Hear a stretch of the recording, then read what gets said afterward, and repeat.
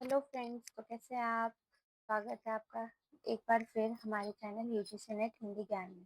तो जैसे कि आप हमारे थंबनेल पे देख चुके हैं, स्कोर अप। स्कोर अप का क्या मतलब आप समझते हैं। स्कोर अप हमारा तभी हो सकता है जब हमारे पीवाईक्यूज और बेसिक कॉन्सेप्ट क्लियर हो। और बेसिक कॉन्सेप्ट भी तभी हमारे क्लियर हो सकते हैं जब हम पीवाईक्यूज से उससे रिलेट करके पढ़ते हैं। और जैसे कि अब मैंने अपनी वीडियो में लिखा हुआ है कि स्कोर अप इसी वजह से होगा क्योंकि हम इसका डिस्क्रिप्शन के साथ में पूरा एक्सप्लेनेशन के साथ में हर एक क्वेश्चन को देखेंगे, उसके जो 4 पॉइंट होते हैं उसको भी अच्छे से समझेंगे और फिर आगे बढ़ेंगे क्वेश्चन में। तो इससे आपका स्कोर अप 101% होगा। तो चलिए अब बिना देर करे हम आगे बढ़ते हैं। और मेरी एक रिक्वेस्ट है, जो भी कभी भी वीडियो देखे तो अपना जो भी आंसर हो कमेंट बॉक्स में ज़रूर लिखिए। चलिए हम वीडियो की तरफ आगे बढ़ते हैं, क्वेश्चन की तरफ बढ़ते हैं।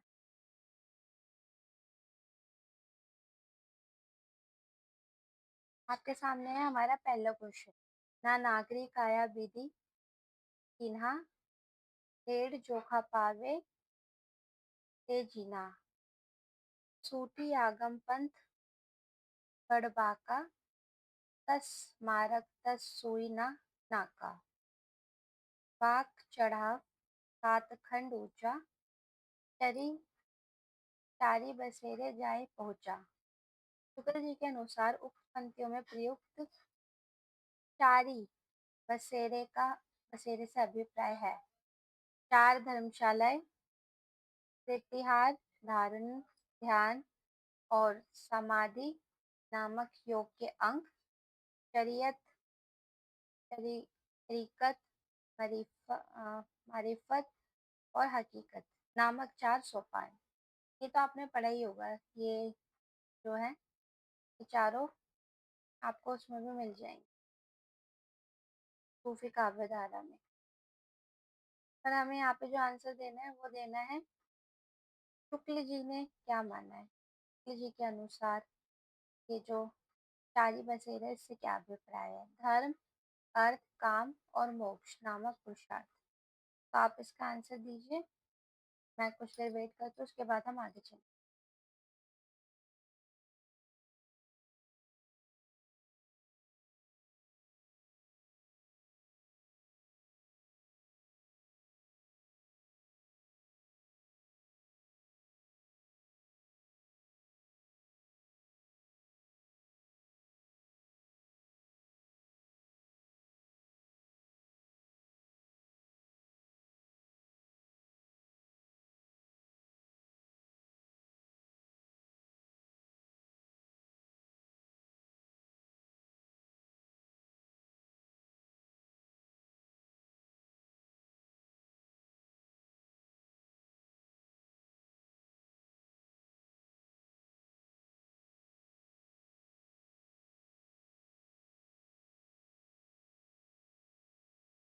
आई होप आपने आंसर दे दिया होगा। तो हम आंसर की तरफ बढ़ते हैं।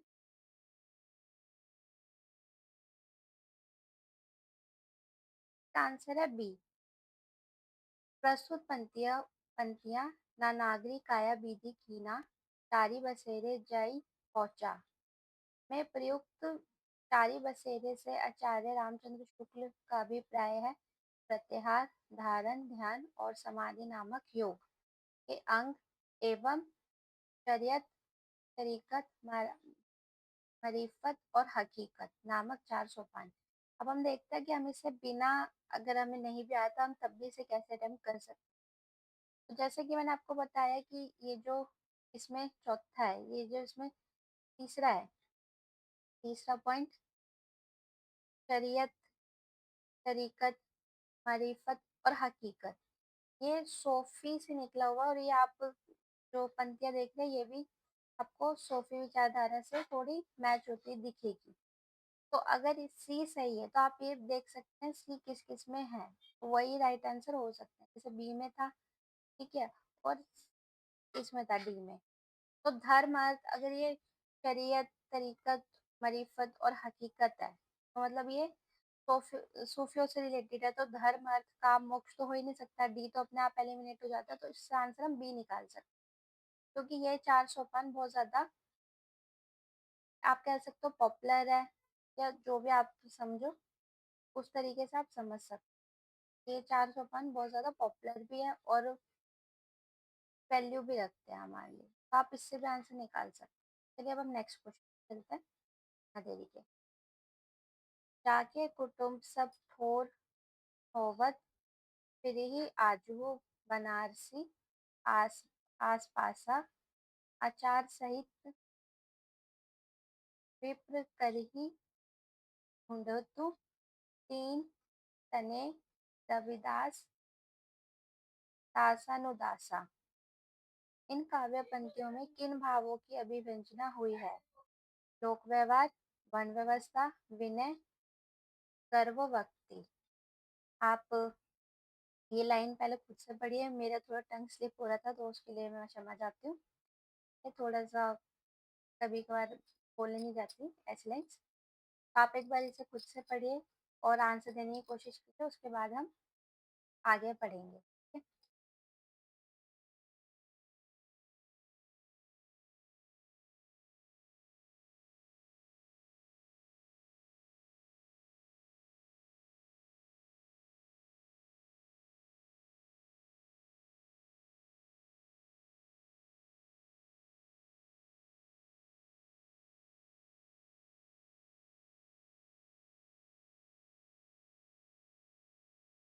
आई होप आपने आंसर देख लिया होगा और कमेंट बॉक्स में लिख दिया होगा। चलिए हम आंसर की तरफ बढ़ते हैं और आप इसे कैसे सॉल्व कर सकते थे मैं ये भी बता देती हूँ, पहले ही बता देती हूँ। देखिए इसमें जो लोक व्यवहार है, वन व्यवस्था, अगर आपको ना आता, आपने कभी पंक्तियां ना पढ़ी और आपको इसका मतलब भी ना पता, तो भी हम इसे कैसे कर सकते हैं। तो इसमें हम ऑड वन आउट देख सकते हैं, जैसे लोक व्यवहार, वन व्यवस्था, विनय, ये सारे एक जैसी लग रही है, पर गर्भोवक्ति मतलब एक एटीट्यूड होना, तो ये तो नहीं होना चाहिए हमारे आंसर में। तो हम ये देख सकते हैं डी इसमें भी है, डी इसमें भी है, डी इसमें भी, एक ही में है जिसमें नहीं है, और वही हमारा आंसर हो जाएगा, बी, जिसमें डी नहीं है, क्योंकि डी ऑड वन आउट है, तो हम उसे वैसे भी कर सकते हैं। आगे चलते हैं। देखिए आंसर नंबर बी है, ए बी सी। रैदास की पंक्ति जाके कुटुम्ब दासन-उदासा निर्गुण भक्ति धारा की सरल और गहरी सोच को दर्शाती है। रैदास की पंक्तियां वैसे बहुत इंपॉर्टेंट है, आपको पता होगा कि ये हमारे सिलेबस में लगे हुए कविता वाले पार्ट्स में इनकी बहुत सी पंक्तियां पूछी जाती है।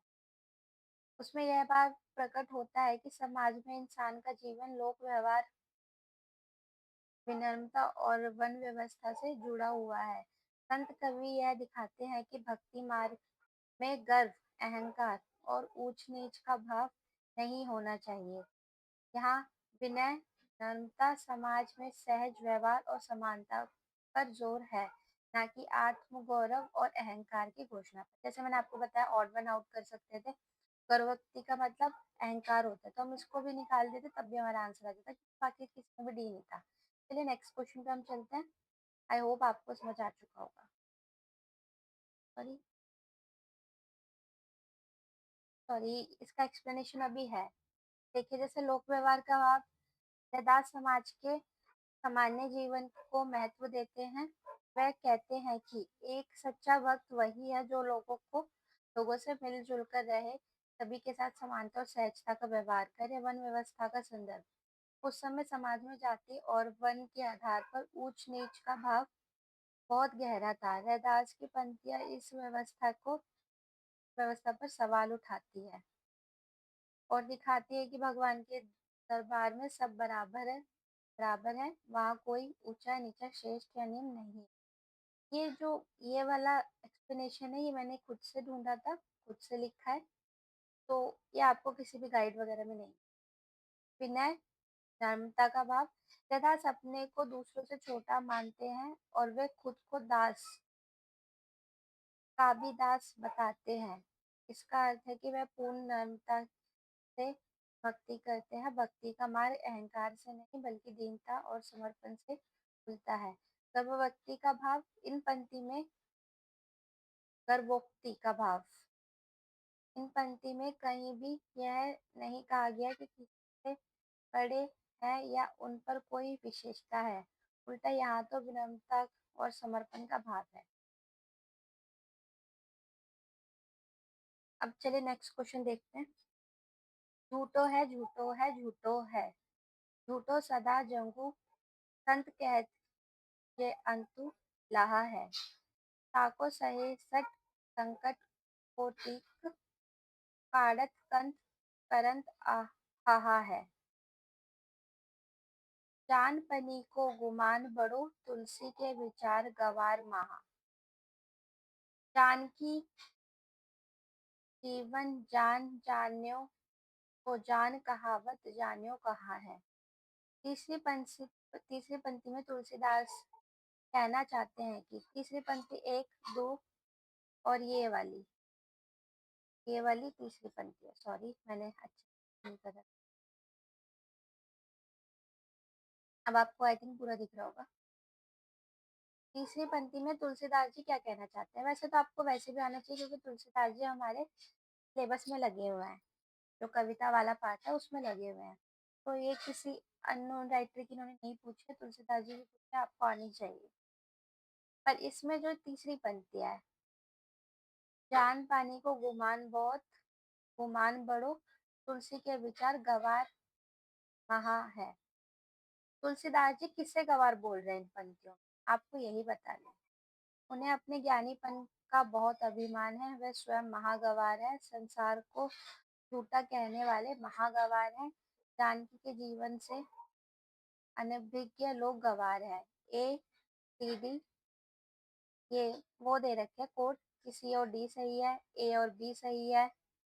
अगर आप बी को लगाएंगे तो ए और बी सही होगा, सी को लगाएंगे तो ए और सी सही होगा, डी को लगाएंगे तो ए बी डी। आप कुछ टाइम लीजिए, सोचो, उसके बाद हम आंसर करें। और आंसर अपना जरूर लिखिएगा जरूर।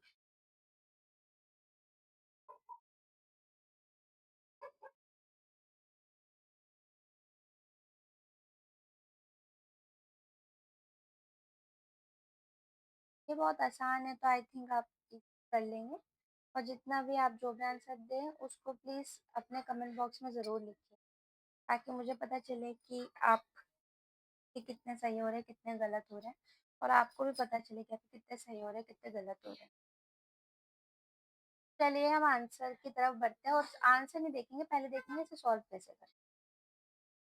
ठीक है।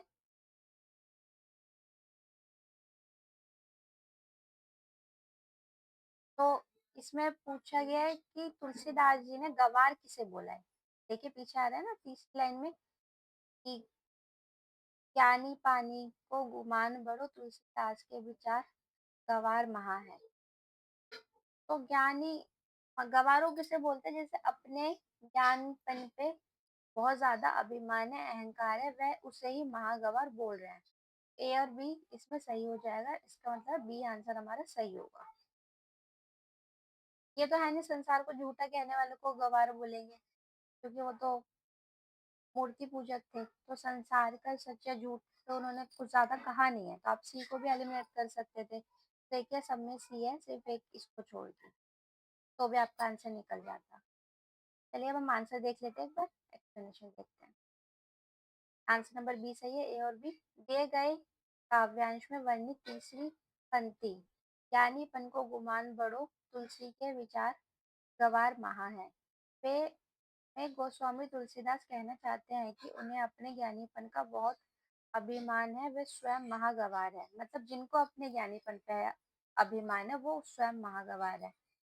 अर्थात जिनको भी अपने ज्ञानी होने का गुमान, अभिमान या घमंड होता है, तो वह स्वयं महागवार महामूर्ख है। हम नेक्स्ट क्वेश्चन की तरफ बढ़ते हैं बिना समय गवाए। अब दूसरा क्वेश्चन देखते हैं।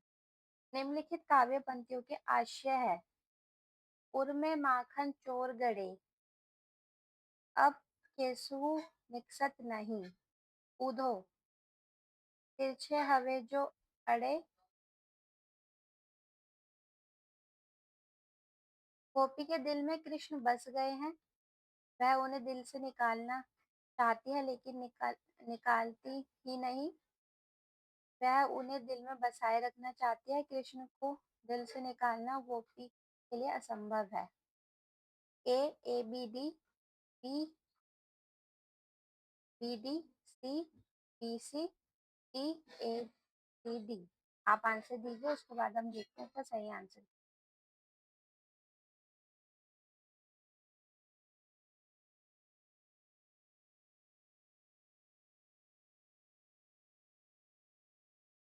आई होप आपको क्वेश्चन समझ में आ रहे हैं, और अगर आप सीरियस कैंडिडेट है तो आपने बहुत बार कर भी लिए होंगे, तो आपको वैसे भी पता होंगे। चलिए अब हम आंसर की तरफ बढ़ते हैं, और अगर आपको ज़्यादा टाइम चाहिए तो आप अपनी वीडियो पॉज कर लीजिए और फिर आंसर दीजिए और फिर आगे बढ़िए। इसका आंसर देखिए बहुत आसान है, कि आप यहाँ पे से पढ़िए। सॉरी। उर में माखन चोर गड़े। उर मतलब दिल, या फिर जो भी स्थान है जहाँ पे हमारा प्रेम होता है, प्यार होता है। अब कैसे निकसत नाही, उदो तिरछे हवे ओ अड़े।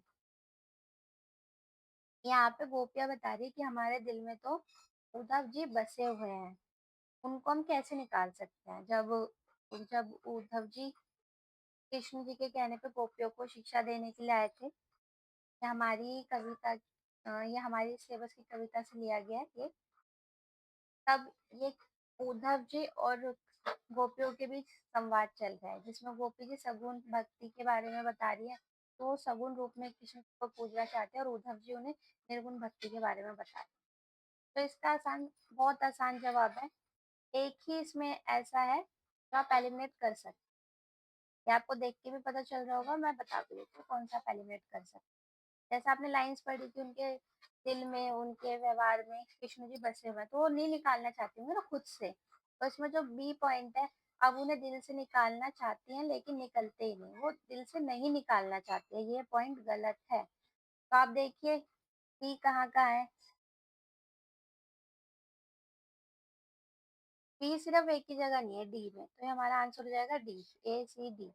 गोपी के दिल में कृष्ण बस गए हैं, वह उन्हें दिल में बसाए रखना चाहती हैं, कृष्ण को दिल से निकालना गोपी के लिए असंभव है। अब इसका आगे एक्सप्लेनेशन देख लेते हैं। एक मिनट। ए और बी आंसर गलत मैंने टिक कर दिया है।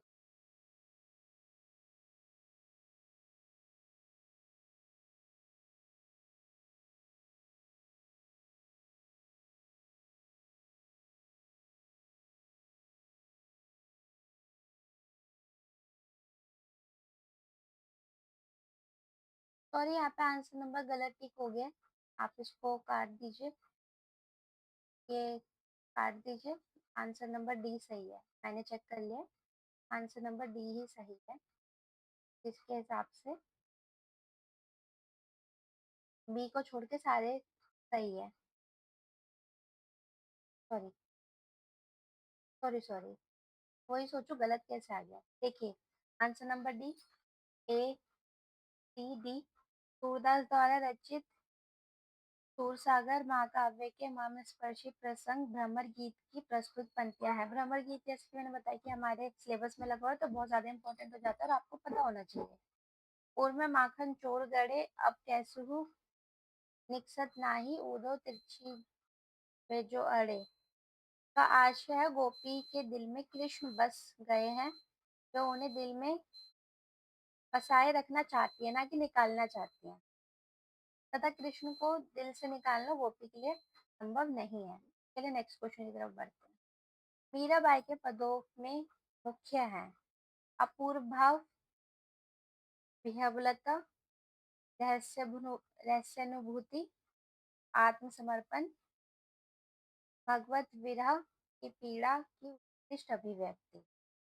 ए के एक कोड के हिसाब से ए में आए, ए में जो सही है ए बी सी, बी में जो सही है ए सी डी, सी में जो सही है बी सी, डी में जो सही है बी सी। तो आप इसका सही आंसर दीजिए, उसके बाद हम आंसर पे चलेंगे, ठीक है।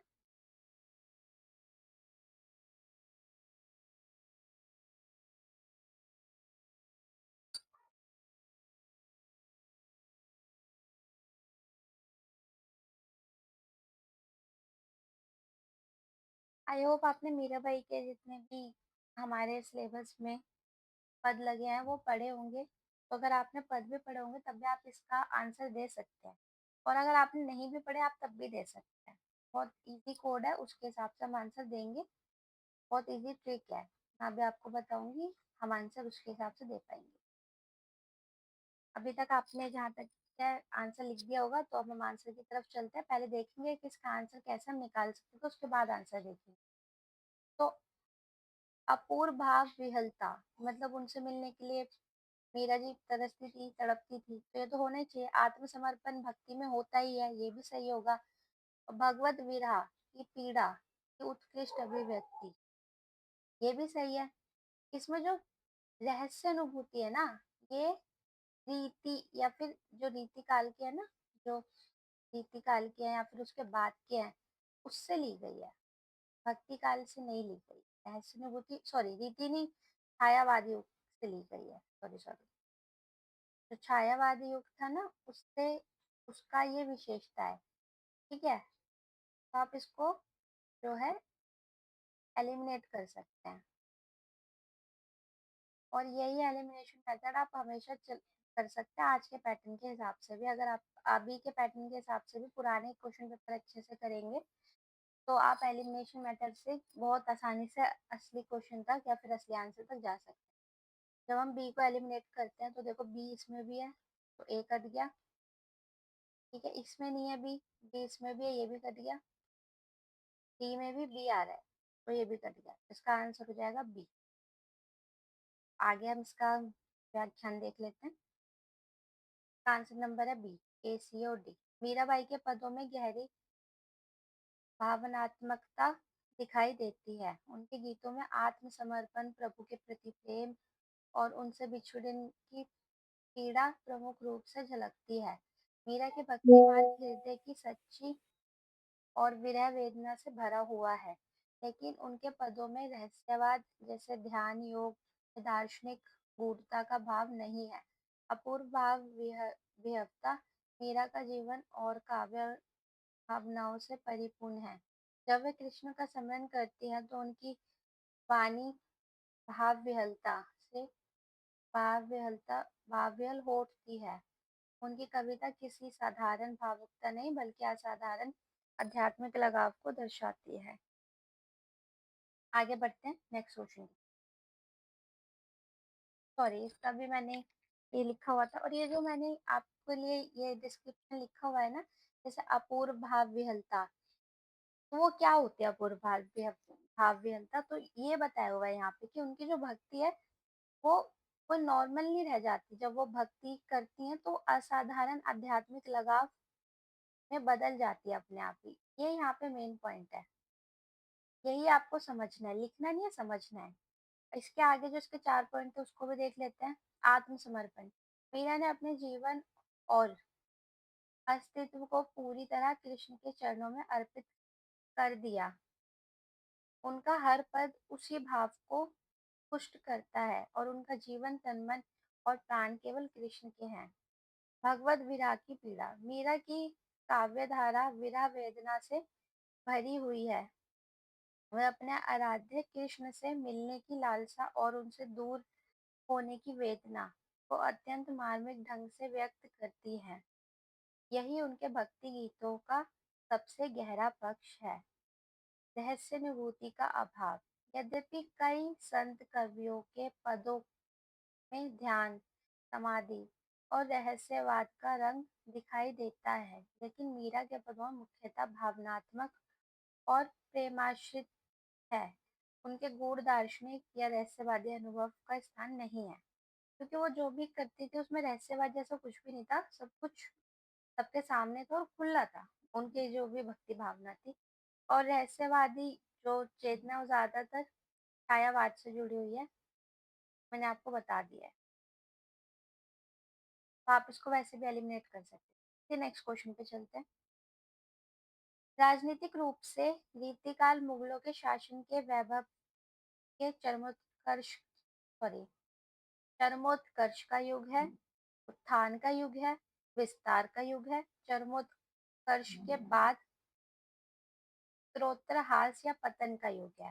राजनीतिक रूप से रीतिकाल मतलब रीतिकाल आपको पता होगा ना, भक्ति काल के बाद में रीतिकाल आया था, कुछ 1500 के आसपास, 1500 या 1600 के आसपास। इसका मैंने आगे व्याख्या भी रखी हुई है।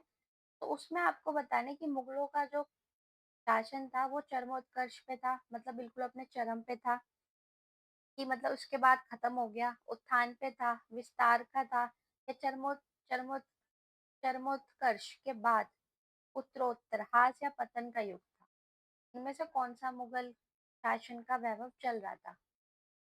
आप इसका आंसर दीजिए सोच के, और ये काफी इंपॉर्टेंट क्वेश्चन है क्योंकि ये अभी बीच में भी आ गया था, मैं आया था पर ये तब, क्या कहते हैं, जो नॉर्मली आते हैं ना, क्या कहते हैं, स्टेटमेंट में, तो अभी 1 डेढ़ साल पहले स्टेटमेंट में भी आ रखा है, तो ये इंपॉर्टेंट क्वेश्चन है, आप इसका जवाब दीजिए फिर हम आगे बढ़ेंगे।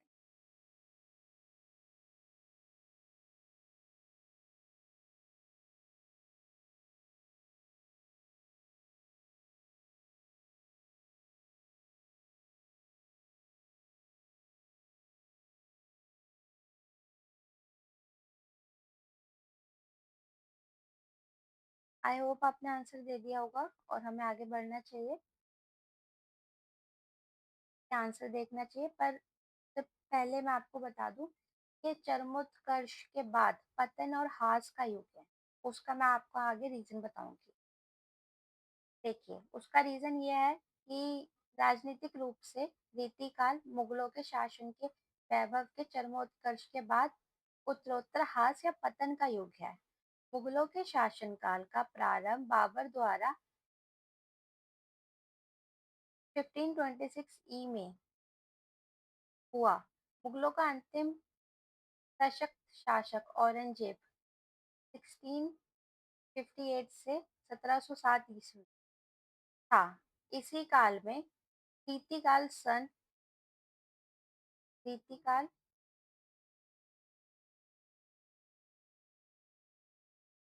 1700 ईस्वी से 1900 ईस्वी, 1643 से 1843 ईस्वी, क्योंकि संवत में है ये ईस्वी में लिखा है, तक माना गया है, अर्थात समय और राजनीति दोनों के आधार पर रीतिकाल मुगलों के उत्तरोत्तर ह्रास और पतन का युग है। ये अभी आया था तो आप इसे इम्पोर्टेंट नोट कर सकते हैं, और सिर्फ यही नहीं, ये भी इम्पोर्टेंट है क्योंकि हमें ईस्वी में और उसमें याद नहीं रहता, तो अगर हमें हमसे रीतिकाल का समय पूछ लिया जाएगा स्टेटमेंट वाले में तो हम बता नहीं पाएंगे, कि अगर उन्होंने 1700 से 1900 दे दिया और यहाँ पे ईस्वी लिख दिया तो आपको याद नहीं रहेगा, तो आप जहाँ पे भी लिखे, चाहे वो आदिकाल हो, चाहे भक्ति काल हो, या फिर रीतिकाल हो, सबका संवत और ईस्वी दोनों लिखे, या फिर ईस्वी से संवत में कैसे कन्वर्ट करते हैं और संवत से ईस्वी में कैसे कन्वर्ट करते हैं, ये आपको जरूर आना चाहिए। जैसे कि अगर आप संवत में हैं, तो अगर आप संवत से 57 ईयर्स माइनस कर देंगे तो ईस्वी निकल ही आएगा। तो अगर आपको संवत में याद करना है तो संवत में याद कर लो, ईस्वी में करना है तो ईस्वी में, ईस्वी में याद करोगे तो इसमें 57 आप प्लस कर दो, संवत निकल ही आएगा, क्योंकि संवत विक्रम संवत के हिसाब से ये 57 ईयर्स पहले का है और ईस्वी 57 ईयर्स बाद का है। चलिए नेक्स्ट क्वेश्चन पे चलते हैं। कवि ठाकुर ने किस कवि के कटु वचन कहने पर मयान से तलवार निकाल ली और कहा, सेवक सिपाही हम उन राजपूतन का दान युद्ध जुबेरी में नेकु जेना मुरको नित देनवारो है मही के महीपालन को, ये के विरुद्ध है तन्हे साचे उड़ के, ठाकुर कहत हम बेरी बेवकूफन के जालिम दामाद है, अदनिया ससुर के, चौजिन के चौजी महा मौजिन के महाराज हम मा, महाराज हम कविराज हम के चाकर चतुर के। तो ये बताया गया कि ये लाइंस ठाकुर कवि ने किसको बोली थी। आपको ये लाइंस भी याद रखनी है, मेनली ये वाली लाइन। तो एक मिनट, हाँ ये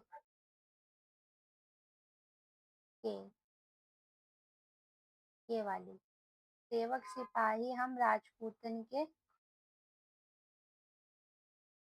ये वाली लाइन ज़्यादातर पूछ ली जाती है, ये किसने कही थी? पूरा नहीं देते, सिर्फ़ ये वाली लाइन पूछ लेते हैं। तो आपको पता होना चाहिए ठाकुर की लाइन थी और किससे कही थी, ये भी आपको पता होना चाहिए। पहले आप देखिए, आंसर कीजिए, फिर हम क्वेश्चन आंसर की तरफ बढ़ेंगे। अनूप गिरी उर्फ हिम्मत बहादुर ने कही थी, जगत सिंह ने कही थी, राजा पारीछत, महाराज उदित नारायण सिंह। बताइए ए बी डी किसने कही थी? उसके बाद हम आंसर की तरफ बढ़ेंगे। आई होप आपको आंसर आता होगा, नहीं भी आता तो आप ये लाइन और ये किसने कहा था, ये दोनों के दोनों नोट करके रखेंगे, जिससे आपको आगे कभी भी दिक्कत ना पड़े। ये काफी इजी क्वेश्चन था, तो आपने जहाँ तक लिख लिया होगा, और ये गलती से भी हमें सोच रहे हैं कि 2018 का क्वेश्चन है तो अब नहीं आएगा। ये अभी भी कुछ टाइम पहले पूछा गया है। जैसे मैंने आपको बताया स्टेटमेंट में, तो जैसे जिसने ये लाइन कही, जिससे ये लाइन कही गई है, उसका नाम गलत दे दिया, क्योंकि हमें ठाकुर का तो नाम याद रहता है, जिससे कही गई है उसका नाम हम भूल जाते हैं। उसका नाम गलत दे दिया और ठाकुर देख के हम टिक लगा के आ जाते हैं, तो उससे भी हमारा आंसर गलत हो जाता है। तो हम आंसर की तरफ बढ़ते हैं। वैसे इसका आंसर अनूप गिरी उर्फ हिम्मत बहादुर है, ए है सही आंसर। और इसका डिस्क्रिप्शन भी देख लें। ए, कवि ठाकुर ने राजा अनूपगिरी उर्फ हिम्मत बहादुर के कटु वचन कहने पर मयान से तलवार निकाल लिए और कहे, सेवक सिपाही हम उन राजपूतन चाकर चतुर के। ये वाली लाइन सबसे इम्पोर्टेंट है, जैसे मैंने आपको पीछे भी बताया। ये ये लाइन देके भी पूछ लेते हैं, ये लाइन किसने किससे कही। तो आपको ये भी पता होना चाहिए कि ठाकुर जी ने कही है और अनूप गिरी उर्फ हिम्मत बहादुर सिंह से कही है, ये भी पता होना चाहिए। ये भी काफी इम्पोर्टेंट नाम है, ये भी पूछ लेते हैं। हम कविराज है पे, जबकि अन्य नाम जगत सिंह, राजा पर- परिषद और महाराजा उदित नारायण सिंह असंगत है। चलिए नेक्स्ट क्वेश्चन पे चलते हैं। निम्नलिखित में से कौन सी रचना ठाकुर जगमोहन सिंह की नहीं है? प्रेम, ए प्रेम संपत्ति कला, श्यामलता, श्याम सरोजनी, प्रेम प्रेम प्रहलाद। हम ये भी देखेंगे कि जो इनकी नहीं है वो किसकी रचना है और इनकी इम्पोर्टेंट रचना कौन सी है। पहले आप इसका आंसर दीजिए, फिर हम आगे बढ़ते।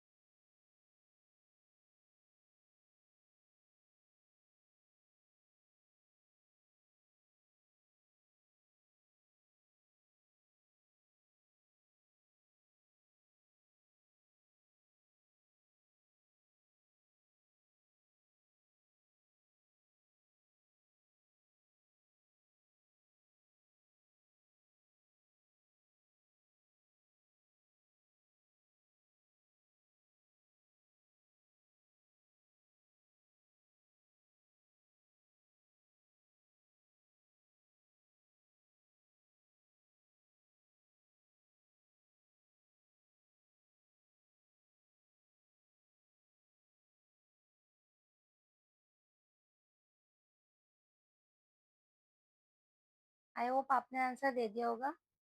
इस पे आंसर पे बढ़ने से पहले मैं आपको बता दूं कि इसका आंसर कौन कौन सा है, पता इसमें थोड़ी कंफ्यूजन है। मेनली इसका आंसर डी होना चाहिए, पर इसका आंसर दो है, प्रेम प्रलाप और प्रेम संपत्ति कला, क्योंकि उनकी जो उसका नाम है वो लता है, लता, सॉरी लता, ना कि कला। तो ये दोनों ही उनके आंसर, इनके आंसर नहीं है।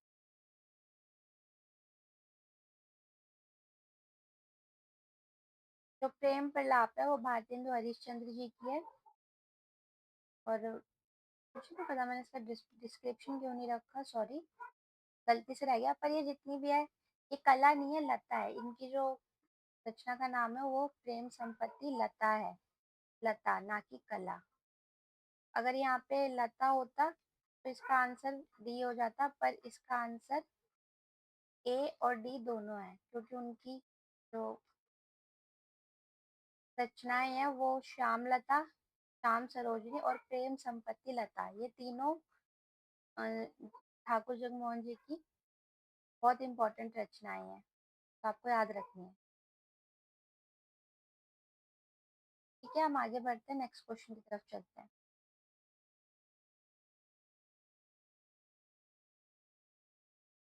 नीतिमुक्त कविता की विशेषता है, यह आंतरिक अनुभूतियों का काव्य है। ये मूलतः आत्मा प्रधान और व्यक्तिगत है। ये सभी प्रकार की रूढ़ियों से मुक्त है। अभिव्यंजना में यह अभिधामूलक है। A A B D, B B C D, C B C D, D B D. आप इसका आंसर दीजिए, फिर हम आगे बढ़ते हैं।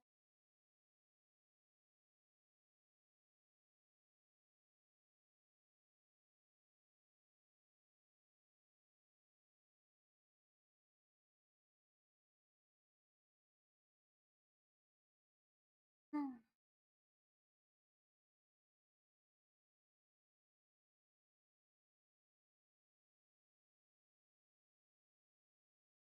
चलिए अब हम इसके आंसर की तरफ बढ़ते हैं।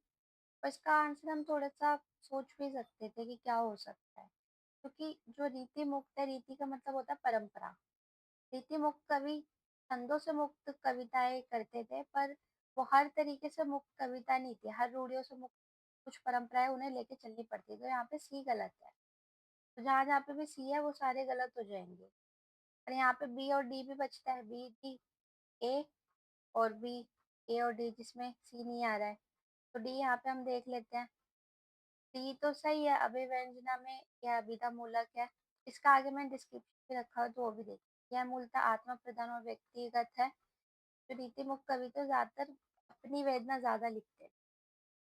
यह आंतरिक और अनुभूतियों का काव्य है। तो ये भी सही है, ए भी सही है, तो इसलिए हम ए को आंसर टिक करेंगे। और इसका आगे हमने डिस्क्रिप्शन में। रीति मुक्त कविता की विशेषता। रीति मुक्त कविता उस काव्य धारा को कहते हैं जिसमें कवि अपनी भावनाओं और अनुभूतियों को बिना किसी बंधन के व्यक्त करता है। यह किसी खास छंद, अलंकार या परंपरा का पालन करने की बजाय कवि की आंतरिक और निजी अनुभवों का अनुभवों को महत्व देते हैं अनुभवों को महत्व देते हैं। इनकी मुख्य विशेषताएं इस प्रकार है। आंतरिक अनुभूतियों का काव्य, जिसका डिस्क्रिप्शन मैंने यहाँ पे रखा हुआ है, और ये डिस्क्रिप्शन मैंने खुद से लिखा, तो आपको किसी भी गाइड में या फिर सैम्पल पेपर में नहीं मिलेगा। अगर आप कोई पीवाई की उसकी बुक ला रहे हो उसमें भी नहीं। आंतरिक अनुभूतियों का काव्य है। यह कविता बाहर की दुनिया की चकाचौंध से ज्यादा कवि के मन और आत्मा की भावनाओं को व्यक्त करती है। कवि अपने अनुभवों, सुख दुख और संवेदनाओं को सीधे सीधे उकेरता है। बाकी तीन भी देख लेते हैं। आत्म प्रधान और व्यक्तिगत। रीतिमुक्त कविता का केंद्र कवि स्वयं होता है। उसमें उसका निजी जीवन, संवेदनाएं और विचार झलकते हैं। इसलिए यह कविता अत्यधिक व्यक्तिगत और आत्म केंद्रित कही जाती है। सभी रूढ़ियों से मुक्त। इस प्रकार की कविता में किसी खास नियम या काव्य शास्त्रीय परंपरा का पालन नहीं होता, ना तो छंद का बंधन होता है, ना अलंकार का आग्रह। यहाँ कवि की कल्पना और भावनाओं की स्वतंत्र अभिव्यक्ति का सबसे अधिक महत्व दिया जाता है। अभिव्यंजना की दृष्टि से। अभिव्यंजना की दृष्टि से भी इसके दो भेद है, लक्षणा और व्यंजना। ये भी आपको याद रखना है, इससे भी क्वेश्चन बनते हैं और अभी भी बनते हैं। सिर्फ 2018 में नहीं बने, 2025 में भी बनते हैं, 2024 में भी बने हैं। लक्षण मतलब जब हम किसी चीज की तरफ से संकेत करते हैं, तो शब्द का संकेतार्थ। और व्यंजना मतलब जैसे हम उसमें गूढ़ मतलब निकालते हैं। जैसे गाँव गंगा में, तो ये थोड़ी है कि पूरा का पूरा गाँव गंगा में चला गया है, ऐसा नहीं होता। बट हम कुछ ऐसा गहरा मतलब निकाल देते हैं कि वो गाँव गंगा की तरह पवित्र है, कुछ ऐसा। इसलिए रीतिमुक्त कविता की अभिव्यक्ति अभिधा साधारण प्रत्यक्ष अर्थ पर आधारित नहीं होती, बल्कि इसमें लक्षणा और व्यंजना, शब्द के संकेतार्थ और शब्द का गूढ़, गहन और अप्रकट अर्थ का प्रयोग अधिक होता है। इससे कविता केवल अर्थ बताने तक सीमित नहीं रहती बल्कि गहरे भाव, अनुभूतियों और वातावरण को प्रकट करती है। चलिए नेक्स्ट क्वेश्चन की तरफ और लास्ट क्वेश्चन की तरफ बढ़ते हैं। पागयन पागयायन बसंत बसेरो की कियो बसाए तो ही त्याग्यो तपाए ना किन काम कोतूहल के जो बने तीन बीच वियोग बुलाए ना। उपयुक्त काव्य पंक्तियों के रचनाकार हैं। इन काव्य पंक्तियों के रचनाकार आपको बताने हैं। सॉरी, यहाँ पे मैंने आंसर और क्वेश्चन दोनों साथ ही रख दिया है। Sorry, my mistake, my fault. But जब आपने देख ही लिया है तो फिर क्या ही वो करना। चलिए अब देख लेते हैं। जो इन कविताओं के जो इस कविता के राइटर है वो बद्री नारायण चौधरी प्रेमगन है। इनकी बहुत इंपॉर्टेंट होती है। दी गई पंक्तियां पगियन बसंत बसेगो कियो तीन बीच वियोग बुलाए ना के रचनाकार बद्री नारायण चौधरी प्रेमगन है। प्रेमगन की प्रमुख काव्य रचनाएं। पहला, ये बहुत इंपॉर्टेंट है, पूछी जाती है, आपको पता होनी चाहिए पांचों की पांचों। जीन जनपद मयंक महिमा वर्षा बिंदु आनंद अरुणोदय अलौकिक लीला, जबकि शेष अन्य प्रताप नारायण मिश्र ठाकुर और भारतेंदु हरिश्चंद्र की दी गई असंगत है। तो आई होप आपको ये वीडियो पसंद आया होगा। पसंद आया हो तो प्लीज वीडियो को लाइक करें, शेयर करें और कमेंट करें। अपने सुझाव और सवाल जितने भी हो वो कमेंट बॉक्स में ज़रूर डालें। और आपसे कोई भी वीडियो मिस ना हो इसके लिए सब्सक्राइब ज़रूर करें। ये हमारा ईमेल है UGC-NET-हिंदी ज्ञान @gmail.com। इस पर आप अपना कोई भी सवाल पूछ सकते हैं। ये हमारा टेलीग्राम ग्रुप है जहाँ पे हम अपने वीडियो से रिलेटेड जितने भी हमारा मैटर है या फिर PDF है वो फ्रीली प्रोवाइड करते हैं। नमस्कार, बाय।